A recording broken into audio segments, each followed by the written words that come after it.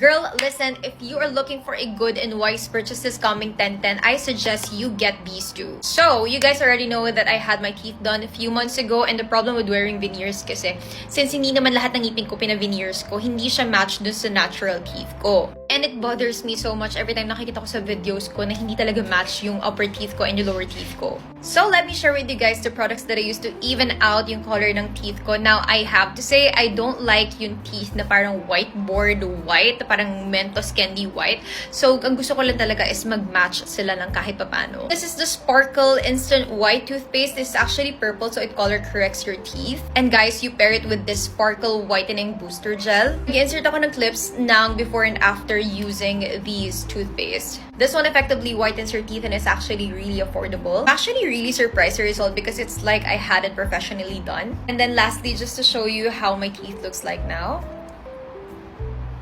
Super confident booster talaga siya. I really, really love it.